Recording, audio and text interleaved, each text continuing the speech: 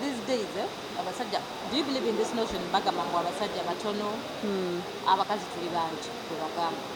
So basically most girls abasinga bagenda ne batandika okwefumbiza people like try to prove a point, no more is underwears, no cleaning of the whole house, doing basically mirimu gy'omukyalo. Would you advise girls to do that? Ofune attention y'omusajja kale oba akuwase? I don't know. Ekisooka, that is putting woman down. Okungamba mbu abakyala tuli bangi abaami batono. So what? I mean, olaba bwe tuli mu nsi muno Katonda buli omu yamutegekera. Trust me. Kyakubiri. Gwe wenna omuwala ali eyo nkugamba ky'otaakole tokitandika. Ogenda kungamba nti kakati olw'okuba lava ennuma njagala kutandika ndabe ompaani onsembeze ntandika okoza undies, ntandika engatto nkubye engatto, byonna birungi. Nkufumbire buli kimu oba okisegera byonna birungi. Naye onoomalako nabyo. Awo. Ky'otaakole tokitandika. Mulage, this is me, teweekweka. You understand? Bw'omulaga nti nze sirina kabina sirina, lekerawo okwambala buli artificial, sigalawo bw'ate bw'aba akwagalira. Akulabe ng'oli lubaawo. Exactly. Wali kugundi ku Gazalandi gye buli. Anti kajja atandika okusiiwa, okajjeemu akulabe nti tolina. Kitegeeza oli fake. You understand? So, beera gwe kiki ky'oli. Bw'obanga ogamba mutono muwanvu. Yoyo. Ngenda kufa mmere atali mu office ntadde mu container misine tutte mu office. Akakajanja bw'oba tomaleeko nako tokakola. Do not start what you not.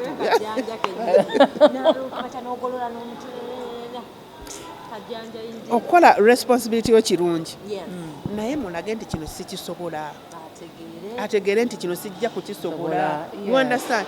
N'okutuuka makati naye mwenna ashemereddwa agambe nfunyi ate otuuke makati breaking. Trust me, relationship agenda kukomaawo. That's why. Kubanga wa faking the expectations z'oba ozisse. You understand? Yatwalanga amanyi mukazi wange agenda kumfumbiranga ku makya agenda kunjolezanga biki n'okyuka. Kyekiri kye wambuuzizza nti lwaki after marriage abakazi bakyuka.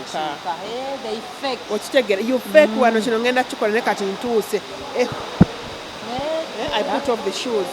Yes. I understand what you're saying. Ekirala kye mala njagala okubuuza kino eky'emikolo abantu gye bakola ne bamala ne giggwawo. Waliwo Ice-Ken yagenda n'agamba ejijja akisabira n'eraba era agamba tebagenda kuwawukana. Ice-Ken tebamuwasanga. Rather, sorry. Ice-Ken tefumbirwanga no. Kiri kitatowasanga. Yagamba mbu ababe baakolako.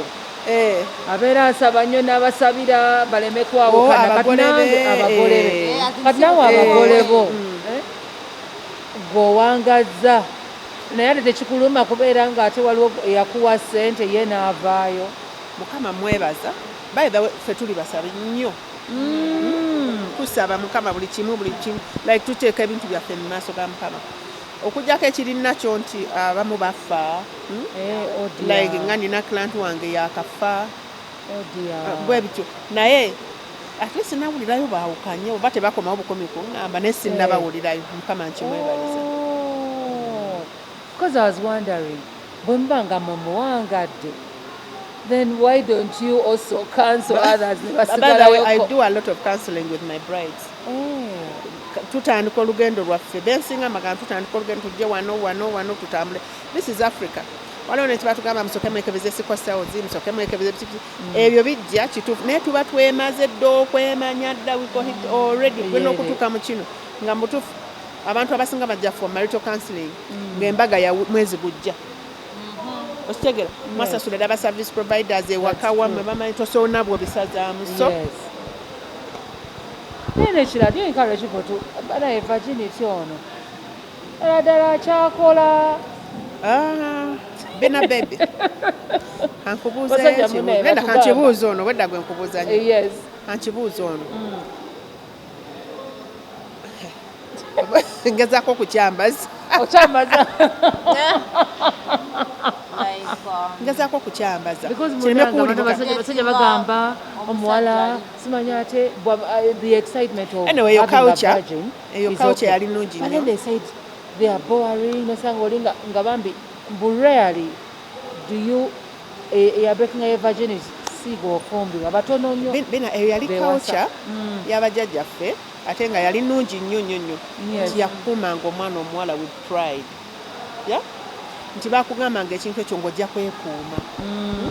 Ne kati ennaku essaawa ya leero osanga mwana myaka 15 alina abalenzi nga oba okitegeera nga yabitandika ddakada nenkubuuza nti would you like your daughter okumunya okumukolako jalibu before nga tanagenda Before I get a marriage, I wouldn't like it. But osooka endaba omwana ng'ebiki nsooka nawe oba osobola like kati bw'oba tosobola oba omuleka eddaani.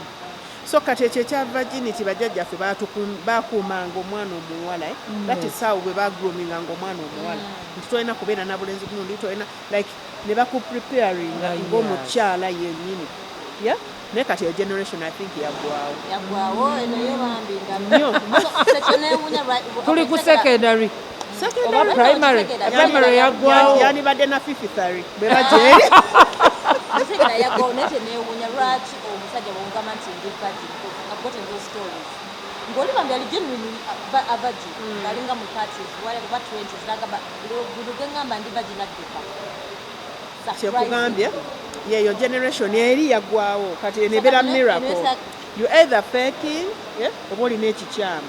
That's what they You understand? At 30 and you kati ebyo tebiki tegakyali mawulire kati wekugambire wa 15 tali virgin then ate gwe wa 35 oba biki tulanga ngoba weewuunyisa. so sirike busirisi alabe bulabi No, tewali yeetaaga kumanya kizibu kyo tugendera awo. What about dating? What are those things that should not disclose? Omanyi twogera nnyo. Twogera nnyo. Abakazi bagamba twogera nnyo. Bagamba wabawo ebiseera bagamba nti twemanye. Omuntu okwemanya nze nga nze kyandibadde nga mu mwaka omumanyi nsoma omumaleeyo inaya without having sex twogamba. Kitegere kyogamba okwemanya benna okwemanya. Omanye Sophia But manyi before I even have sex with you nina okusooka neemalayo engamba nina abaana bange 5 munaye okujjako oyo baakamuzaala naye abawala b'ennaku zino saawa emu oba omusajja amaze okumanya n'akumalayo. babyogera Exactly. Because kasi otandika kakati twemanye gw'otandika tomulinda naye kubulira gw'otandika yenze gundi mabiki bwegamba ne weemalayo ne bajjajja bajjawo bonna n'obanyumya. n'ogamba ne relationship lwaki yasooka wayawukana naye Kati kyeŋŋamba abasajja baswiti tewagomba kumanya mukyalawo kyakulaze ky'oba ogenda nakyo. But when you try to kusoma mukazi if I want to know olaba n'enkoko singa tunonooza enkoko byerya you're supposed to love your man lindako omukazi kisoke okumanya omusajja because you're supposed to love. and the man is He not is supposed to love me. provide for you. And where is the love? This love is supposed to be shared. It's a two-way Kati traffic. gwe kino kyekugamba kiri nakyo. So omusajja talina love kyogamba sina kitegeeza. Bwe kityo bwe kyatondebwa omukazi gw'oyagala. Kati mu kukwagala ye abeera ku providing abeera protective gy'oli. Ate okunkwana aba nkwana kola ki? Bade manya nkwana Anti akukwana kutandika yo obulamu bwo obupya. It is natural. You understand? So It is it's okay natural. for me okumubuuza byonna n'angamba naye nze sina mu. Ate tosobola tojja na kumubuuza byonna naye fuba weeweeyo nyoyiga omusajjawo. Ayinza obutabikugamba naye ku bikolwa byo ojja kumuyiga. Gwe omukazi yiga omusajja. Naye omusajja toyiga mukazi. Kuba n'okusobola tosobola. Trust me teri mukasajja amanyi mukyala we taliiyo. Really? Teri musajja amanyi mukyala 100%. Taliiyo. N'obanga mu meeting every day. Sweetheart, mutambula nawe this every is a day, natural literally. process kuba abakazi katonda oba yatukola nti osobola okukola ekintu omusajja n'akwewuunya gamba is this really you? Ekyo aba teyakisoma teyakimanyi. Okitegeera? Kyova olaba nti ojja kusanga omusajja kino kiri nakyo. Tigwe bw'osanga musajja wo mu bwenzi ogenda kuyomba okolotyerere mugenda kuddamu. By the way, forgive. Okitegeera? That is love. Naye omusajja akukwatire mu bwenzi muganda ng'olabe. Ajja kulangira akugobe Gwoba owedde. kuddamu kwebaka naawe. True. Okitegeera? That's weird. It is natural. So now I understand. In most cases, like nze bwe nkiitinga omusajja n'akitegeera agenda kunkyawa. Ye bw'akiitinga n'ekitegeera aba ayagala ate musonyiwe. And somehow Oluusi ayinza ng'olinza n'okugamba nti tanneetondedde ng'olina kwetondera omusonyiwe olwedde oba wamusonyiye dda naye ng'olina kagambo kimu akugamba sorry. Era bw'otandika okunenya like okuloopa oba mutudde mu koti kukiye ajja gamba teyeetonda. You understand? Akola bino naye tagambako sorry naye oba wamusonyiye dda mu mutima gwo like you already moved on naye olinda kali akagambo ka sorry. So when should the outside people get into a relationship? Because abamu bagamba buli kimu kye twogera n'adduka ewa maama kirogera n'adduka ewa mikwano gye buli ssaawa. Kati ekyo ngamba nnyo abazadde nti yagala nnyo omwana wo. Kulira. Nti for example I have one daughter. Kati ngamba nnyo taata we nti yagala nnyo omwana oyo. Bw'ona omwagala omulenzi ono ajja kuba kizibu nnyo okujja omulimbalimba omuzannyirako. Bw'omwagala mulage nti kino kye kirina okukola akoppe ku ggwe. You understand? Nti omwana alina kukoppa ku ggwe. Kati bw'onaalaba nti taata azannyisa obuwala ajja kuona ajja kwetamwa. Oyo tasobola kufumbirwa mu bulamu. Mpulira. You understand? Nti agenza ala tajja akuza bw'ati maama amukuba bikya mwezi tamuwa kitiibwa. Oyo omwana tagenda kufumbirwa. Okitegeera? Kati bwe ngamba nnyo abazadde buli kintu ku nsi kuno kirina sayidi ennungi n'embi. Kati abaana abakuze with a lot of love. Alina confidentiality nnene nnyo nnyo oba mu maama we. Nkitunulira mu batabani bange ekyo kyo sinnasoma watya bwe nkijjawo. Nenze mutabani wange tokola kintu kibi gye ndi. Oluusi n'okulwala balwala. That is the bond gye tulina. Kati oyo mutunulira nti bw'anaakula ddala mukyala wajja mukola ekintu aleme kujja gye ndi. Kibeera kizibu. You understand? So kati ekyo nakyo oba tukireke. Tukyesonyiwe. Kuba kati gwozze Sophia ze mulamu bwa Saamu leero. Kyokka njagala nkugambe togenda wa maama wo. Abalala bamanyi n'okubeera nga bagobako mikwano gyabwe gyonna nobeera nga you center. That is selfishness. Simanyi oba ontegeera bulungi nti omwana ngenze mu groominga bwenti kakati gwozze leero ongambe nti maama we agenda kuntamya obufumbo nkyawe maama njagala gwe really kwegamba naffe abakazi akanyanja tulina we tukasussa ne kayitawo buyisi bwentyo bwe nkiraba nze nga nze. Okay. Kati okufuna omuntu ali established in this era n'omuntu atalina bulungi abawala obawa advice kubanga basinga bo bagenda n'oli ayina already kyokka ate ogenda okukizuula nga aba ayina already abeera oba divorced alina abakazi jjukira abasajja balimba nnyo abasinga actually sina abasinga abasajja balimba bo kale abasinga kakati ekintu ekyo kiraba ebiseera ebisinga emitima gyaffe gitugamba yo inayu akugamba nti kino kikyamu n'opushinga kati ebintu bibiri olina laavu oba oli mukozi wa ssente eyo yenjawulo ebintu naye nga trust me ne bwoba olonzeeko ssente omutima guba gugamba naye otomera komawo emabega naye because oyagala ssente n'olumba ssente. So you end up being unhappy. Exactly. Kakati ne ba in-laws baffe bano ba Facebook social media in-laws abo nabo balina engeri gye bakupushingamu ennyo no like ne bakusuuza ekintu kati nabo olina okuteekako ka limits. Buli omu abeere mu position ye nti gundi kati bino okoma wano omperekeddeko ekimala koma wano kati omwami wange kanyongereyo mukyala nti kakati wana amagezi ogampadde ekituufu naye kati kantwale kitegere at the end of the day it is you. True. Yes. Because at times abamu tubayingiza mpaka ddala mu kisenge n'obeera naye n'obeera nga ekisenge kikyo nawe omwami ogenda okulaba ng'ate bamba munyumya emboozi nemunyumiza eyo anti munaye jangu eno ndi muggolola ngoye. Kati bw'osanga abasajja baakaluma emitima nze mu kisenge kyange alina kubeera nti wayambadde bupule biki ebintu bwe jangu mukyala ogunze kati this is my house I have to be free. Mustege bw'oba omuyise it's up to you nze nsigadde bwenti kati kyova ofulumye bwe nagamba musajja wa gundi alina omugongo omuddugavu musajja wa gundi yeye ebintu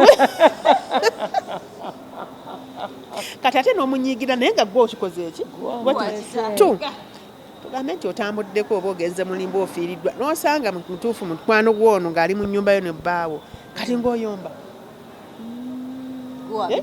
gwe obitandise nze onteereddewo emmere ku sowaani enjala ennuma lwaki sirya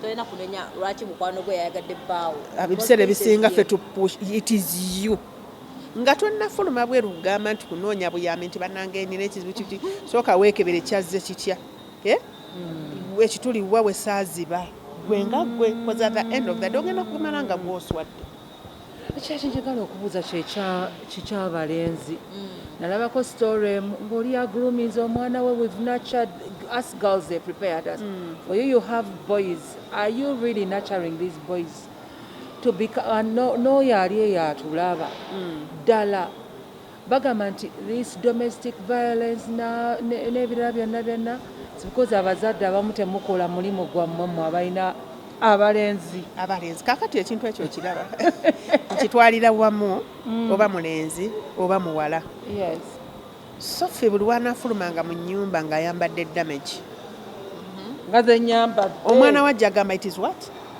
okay nti saama buli lwanalaba taata we ng'ajja n'asimula mama w'oluyi ne mami asigaddewo ajja agamba it is what it is okay bwekyo obulamu bwe bubeera waliwo yaŋŋamba nali twali mu kansoli naŋŋamba nti nze madamu nakula mmanyi omukazi bw'otamukuba tabeerawo you understand nakula mmanyi omukazi bw'otamukuba kuba yalabanga that violence awaka nti balwana bakola biki kyekyo bwe kyali kakati abaana abalenzi ekyokuba grooming ennyo tekiriiwo yesu otuula n'okola naye let you the parents be the examples of your children nti generation eno eriwo yagiko byonna bye bakola babikoppa ku ba parents nti neeyo eriko kye baana bakola babikoppako kati kijja kitambula bwe kityo so awo weŋŋambya nti buli muzadde wake up tutereeze ffeffe kiriko ffe naddala abakyala okutereeza eggwanga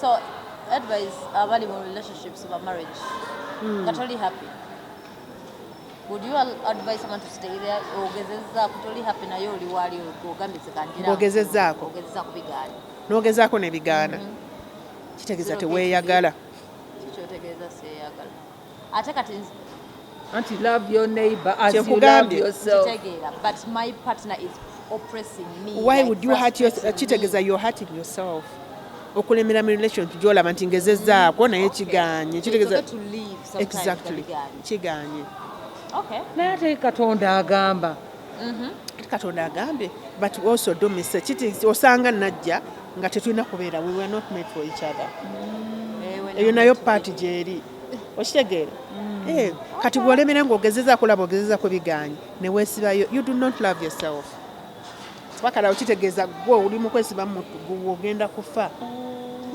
yes so should cheating be the reason to leave your partner ever no nga nze mukyala oba omwami mukyala should cheating be simulabangayo